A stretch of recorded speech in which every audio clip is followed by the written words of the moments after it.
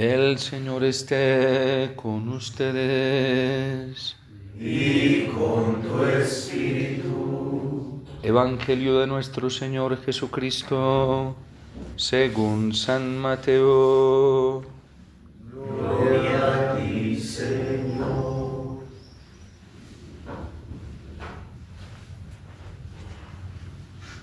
En aquel tiempo, habiéndose enterado los fariseos de que Jesús había dejado callados a los saduceos, se acercaron a él.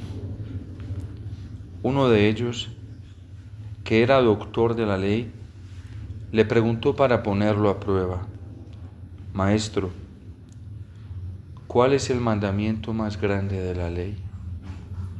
Jesús le respondió: Amarás al Señor tu Dios con todo tu corazón, con toda tu alma y con toda tu mente. Este es el más grande y el primero de los mandamientos. Y el segundo es semejante a este: amarás a tu prójimo como a ti mismo. En estos dos mandamientos se fundan toda la ley y los profetas. Palabra del Señor. Gloria a ti, Señor Jesús.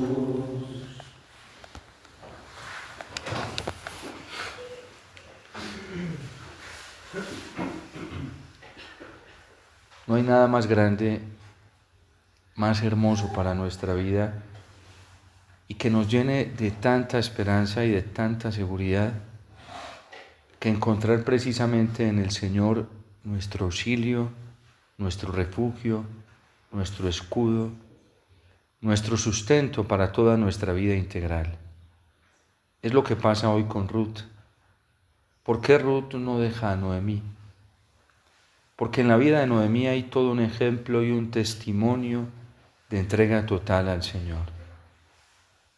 Porque Noemí le proporciona esa seguridad a Ruth que los demás lugares no le proporcionarán.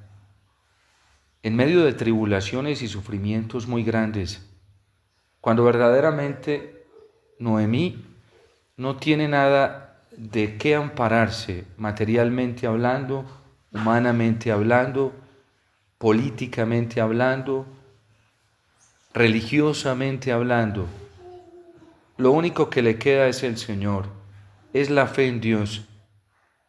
Y eso es lo que entusiasma precisamente a Ruth y lo que le da seguridad y le da esperanza para quedarse con ella.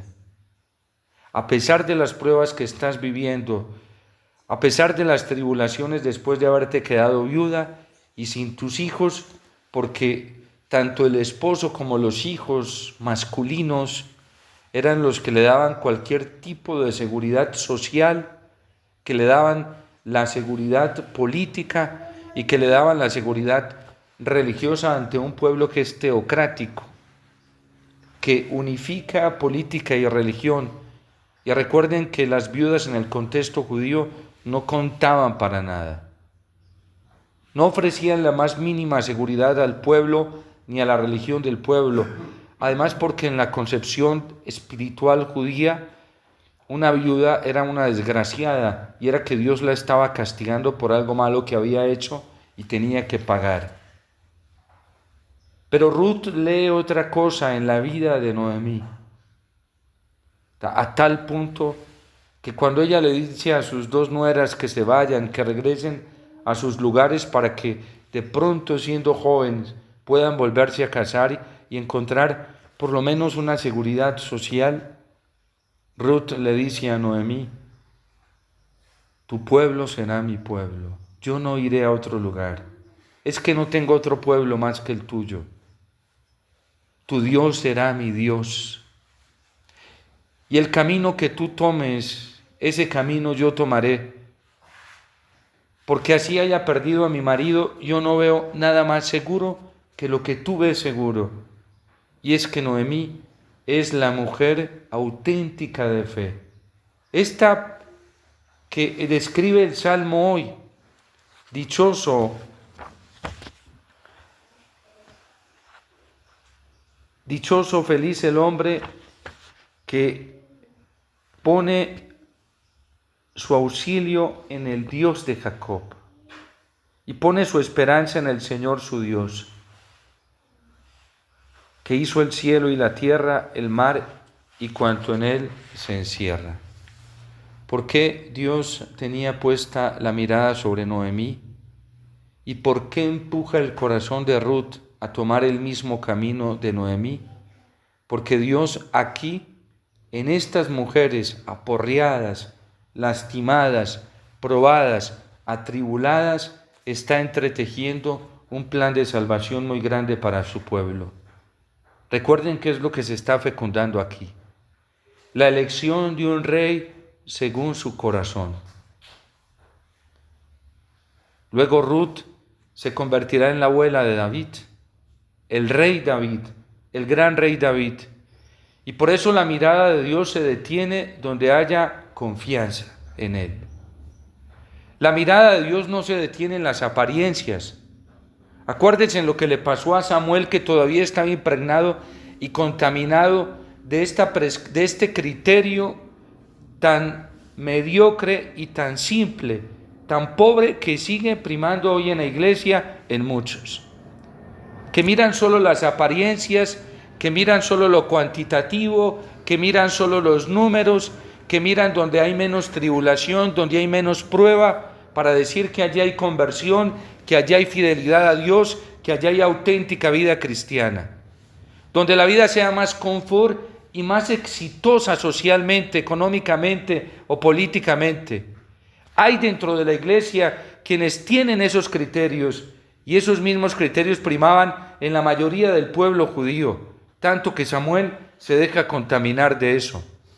Y cuando va a casa de Jesé, creyó que el elegido para liberar a Israel era el más corpulento, el más intelectual, el que había sido más adiestrado para participar tanto en la política como en la vida militar y en la vida religiosa.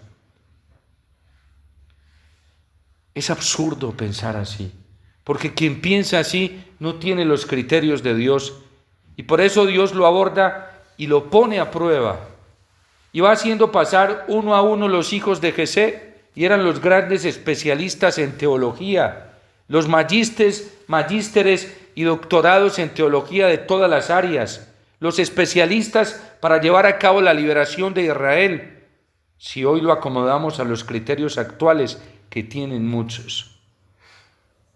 ¿Y qué le dice el Señor a Samuel?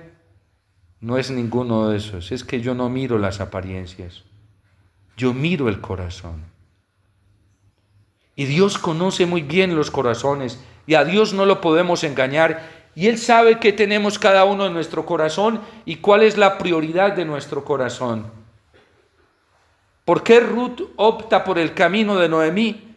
Porque la prioridad del corazón de Noemí no está en lo económico, no está en la fama, no está en lo cuantitativo, no está en el éxito externo, está solamente en Dios.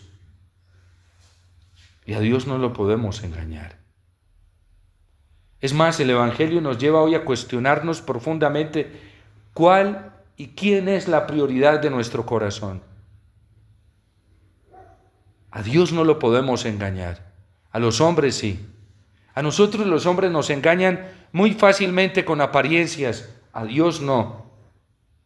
¿Cuál es el primer motivo de mi pensamiento cuando me levanto? ¿Verdaderamente es Dios? ¿Es ser santo? ¿Es ser santa? Hoy algunos incluso hasta persiguen a quienes piensan así dentro de la iglesia, porque los llaman presuntuosos y soberbios, porque buscan la santidad. Decía Santa Madre Teresa de Calcuta que la santidad no es un lujo. Pero hay gente así dentro de la iglesia. Hay gente muy absurda, perdida, que cree que la santidad es un lujo. Hermanos y hermanas, la santidad es una necesidad, y sin santidad no podemos ver a Dios. Sin santidad no podemos entrar y participar del reino de los cielos. Por eso Santa Teresita, el niño Jesús, ya a la edad de 7 años, decía que quería ser una santa muy grande. La santidad, dice Madre Teresa de Calcuta, no es un lujo, es una necesidad. Y un cristiano que no esté buscando la santidad hoy está en la olla. Está muy mal, está perdido. Y eso es lo que busca Noemí, porque sabe que nada impuro puede entrar en el reino de los cielos. Y es que ¿quién lo ha definido? Nada más y nada menos que nuestro Señor. Él nos puso la vara muy alta. Sean santos y perfectos, como mi Padre Celestial es santo y perfecto. Estos no son criterios de rigoristas en la iglesia, y si alguien califica esto como rigorista, sepa que está calificando a nuestro Señor Jesucristo de rigorista. Esto no es intransigente, y si alguien dentro de la iglesia califica este criterio como intransigente, sepa que le está diciendo intransigente a nuestro Señor. Porque la medida la puso Él, tanto con su vida y su testimonio, como con su enseñanza. Si alguien se atreve a criticar esto, sepa que está criticando a nuestro Señor, directamente a Él. El Papa León XIV ha sido muy claro en esto. Es que el Señor nos está llamando a ser santos. Y por eso Ruth sabe que el camino correcto y la vía correcta y el criterio correcto es el camino de Noemí. No nos dejemos enredar. Para poner a prueba, el doctor de la ley hoy se le acerca a Jesús y le dice cuál es el mayor, le pregunta por el mayor de todos los mandamientos. ¿Cuál es el mandamiento más grande de la ley? Fíjense la talla que coloca el Señor.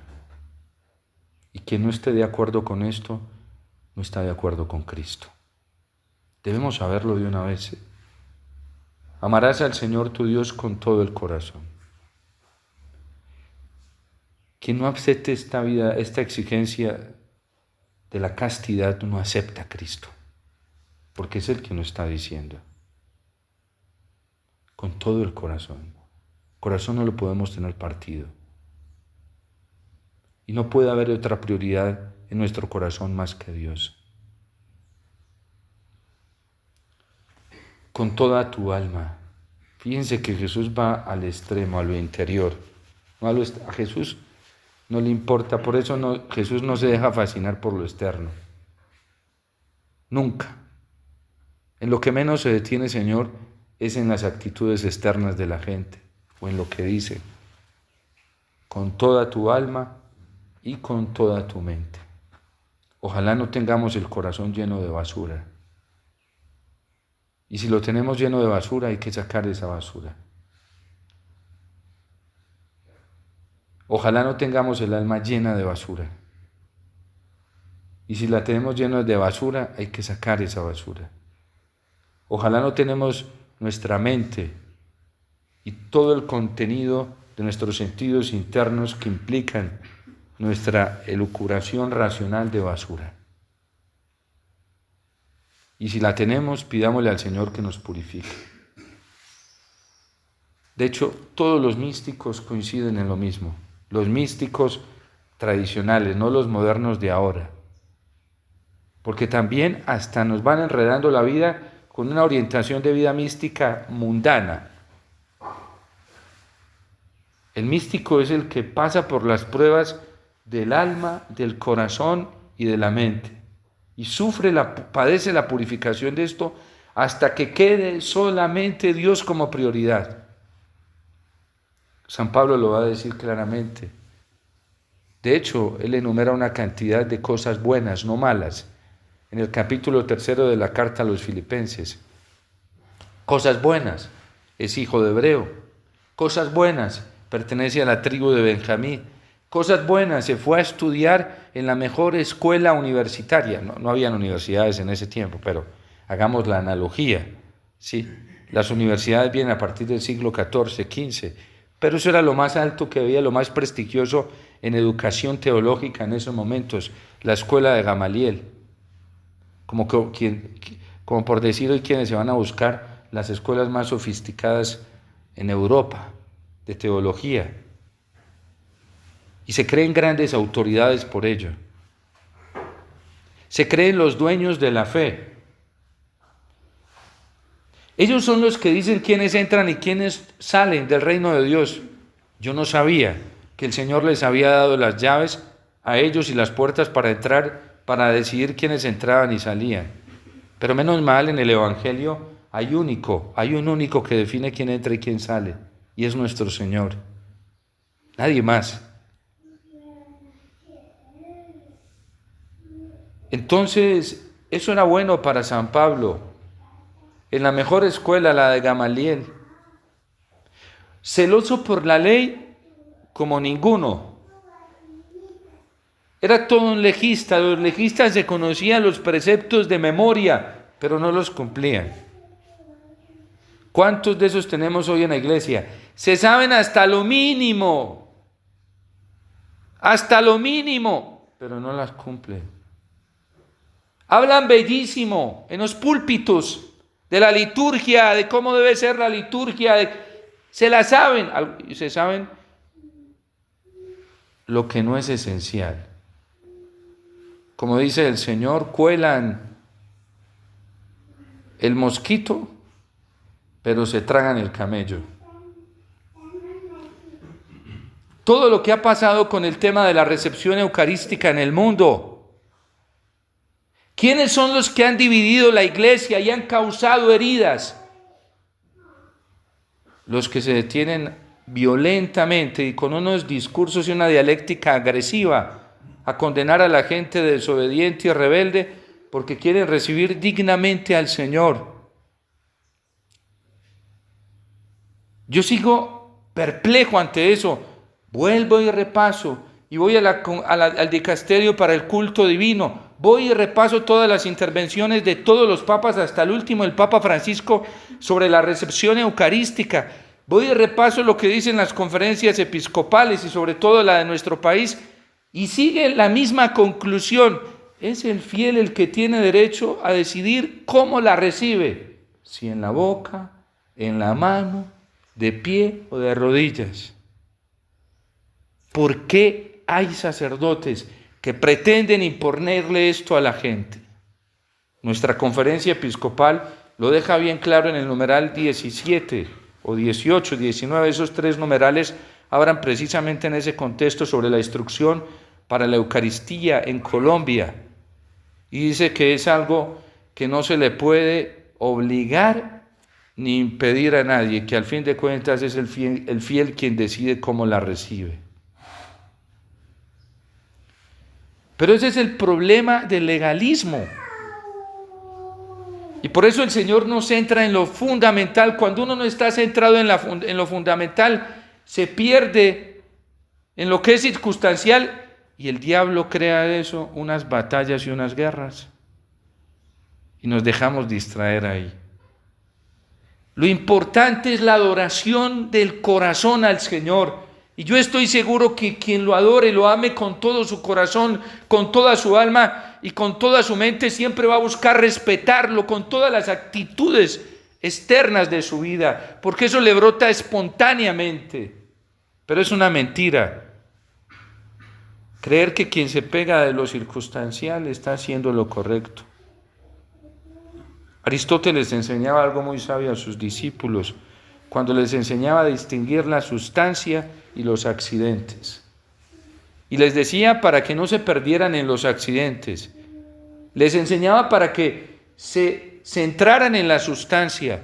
¿Y cuál es la sustancia de nuestra fe? Que hay que amar al Señor con todo el corazón y amarlo en la Eucaristía con todo el corazón, con toda el alma y con todas las fuerzas del ser. Aquí se distinguen hoy los cristianos en torno a la Eucaristía. ¿Es que saben quién está presente en la Eucaristía? Es que hay que recordarlo, porque hay católicos que ya no saben quién está presente en la Eucaristía. Está presente el Dios uno y trino, no es cualquiera. El creador de cielo y tierra, quien hoy el Salmo está adorando, alabando. Dios uno y trino. Lo que pasa es que a algunos ya no les alcanza la fe para reconocer que en la Eucaristía está presente la Santísima Trinidad. Y andan por ahí perdiditos, católicos, buscándolo en otro lado.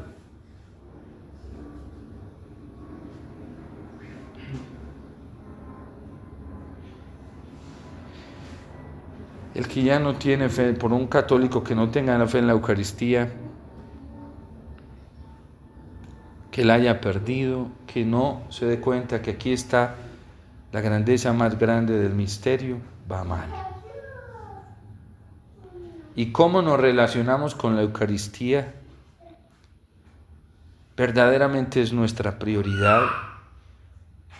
¿Verdaderamente es lo más importante para nosotros? ¿Verdaderamente es lo más grande? Amamos la Eucaristía con todo el corazón, con toda el alma y con todas las fuerzas del ser. Estupendo lo que hizo el Papa León XIV hace 3 días, en ese telegrama que le escribió al cardenal encargado de todos los obispos de la Amazonía y a los obispos de la Amazonía. Denles a esas comunidades el pan fresco y limpio del Evangelio y de la Eucaristía. ¿Cuál fue la queja durante muchos años? Que necesitaban sacerdotes para esas zonas de la Amazonía. Y estadísticamente, hoy hay más sacerdotes. Hoy, ustedes pueden verificarlo en el anuario pontificio, donde aparece el número de sacerdotes ordenados. Hay más sacerdotes hoy que en tiempos del Concilio Vaticano II.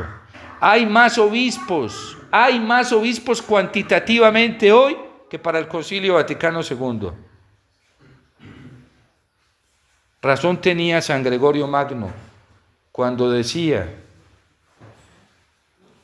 que había que rogar al Señor para que mandara obreros a su mies, porque en la viña del Señor había muchos ministros, pero muy pocos que trabajasen por la viña del Señor.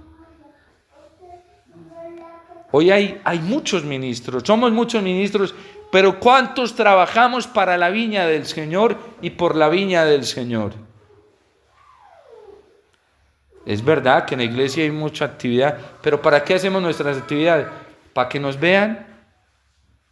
¿Para que nos vean? ¿Para hacernos famosos? ¿Para hacernos populares? Entonces ya no estoy trabajando por la viña del Señor. ¿Para obtener beneficios económicos? Entonces ya no estoy trabajando por la viña del Señor. ¿Para obtener placer? Porque hay algunos que utilizan los dones y los carismas y los regalos del Señor para obtener placer. Y voy a decir algo muy fuerte porque es constatable, hasta para obtener placer sexual. ¿Para eso?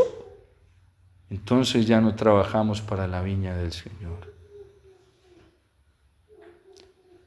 Hay que amar al Señor con todo el corazón, con toda el alma y con todas las fuerzas. Ojalá comprendamos esta palabra del Señor. Y quien se resista a esto, se resiste al Señor mismo. Y luego viene el segundo: amarás a tu prójimo como a ti mismo. Y vuelvo y repito, cualquiera de nosotros que se resista a aceptar esto, se está resistiendo a Dios mismo. El Papa León XIV advertía en una de las catequesis sobre la posibilidad de la traición en cada uno de nosotros que somos discípulos. Y él dice que es muy sano y apenas cristiano hacernos la pregunta que se hicieron los apóstoles en la última cena. El Señor no dice nombres, dice: uno de ustedes me va a traicionar. Y es una exclamación vigente hoy dentro de la iglesia para todos nosotros. El Señor la sigue diciendo: uno de ustedes me va a traicionar. ¿Y qué hacen los discípulos? Se preguntan: ¿seré yo, Señor? ¿Seré yo? Porque podemos serlo. Si no amamos al Señor con todo el corazón, con toda el alma y con todas las fuerzas del ser, y si no hacemos la opción de Ruth y no ponemos nuestro auxilio, nuestra confianza, nuestra esperanza en el Señor, podemos traicionarlo. Eso lo sabemos cada uno de nosotros, si vamos a ser Judas, si vamos a ser Pedro, si vamos a ser los otros 9 o si vamos a ser Juan o vamos a ser como la Virgen. De acuerdo a la opción que haga nuestro corazón. El catecismo dice que cuando uno decide a quién servir, elige a quién servir, es cuando se decide el combate. Y por eso el diablo a veces nos enreda, nos tienta tan fácilmente, nos perturba. ¿Saben por qué? Porque todavía no hemos hecho una opción radical en el corazón por el Señor. El mejor exorcismo, la mejor oración de liberación es determinarme radicalmente por el Señor. Y yo estoy seguro que más de un proceso de sanación, más de un proceso de liberación viven frustrados y fracasados porque todavía no se ha hecho una determinación radical por el Señor. Por eso los santos llegaban tan rápidamente a la virtud heroica. El beato Carlos Acutis la tuvo clara. Su opción fue Jesucristo, Eucaristía y punto, ya. Santa Teresita, en algún momento que tuvo una experiencia, un contacto con el mundo, lo cuenta en su libro Historia de un alma, dice que eso le sirvió para cogerle más fastidio al mundo. Y ella se quedó muy perpleja frente a una realidad que veía en los que estaban apegados al mundo. Ella decía que no entendía cómo eran capaces de amar al mundo y estar al servicio de Dios. Y hay gente así dentro de la iglesia. En su corazón viven para el mundo, viven del mundo, su estímulo son todos los estímulos que les da el mundo. Y en la apariencia externa dicen que le sirven al Señor. Y el Señor hoy va por nuestro corazón, con toda tu alma, con todo tu corazón y con todas las fuerzas de tu ser. Y el que así vive, ¿saben cómo va a estar? Va a estar dichoso siempre. El que no ha hecho una opción por el Señor tiene tristeza, amargura en su corazón. No es feliz. No es feliz. La que no ha hecho una opción por el Señor radical no es feliz y no va a ser feliz nunca. Cuando Cristo dice de Judas, ay de aquel que me ha entregado, no es que lo esté maldiciendo, aclara precisamente el Papa León XIV, sino más le valdría, dice el Señor, no haber nacido. Quien no hace una opción por el Señor, ¿cómo vive? ¿Cómo es su vida interior? Es una amargura continua. Quien opta por el Señor radicalmente vive en una alegría feliz siempre, porque sabe que será su sustento. Nosotros decidimos cómo vivir, cada uno de nosotros. Si vivir felices o vivir en la amargura y en la frustración. Eso es decisión, y el Señor no nos va a obligar. Es decisión nuestra. Decidimos para quién vivir, para el mundo o para el Señor. Elijamos siempre al Señor como Ruth. A donde tú vayas yo iré. Tu camino será mi camino, tu Dios será mi Dios, tu pueblo será mi pueblo. Dios te salve María, llena eres de gracia, el Señor es contigo. Bendita tú eres entre todas las mujeres y bendito es el fruto de tu vientre, Jesús. Santa María,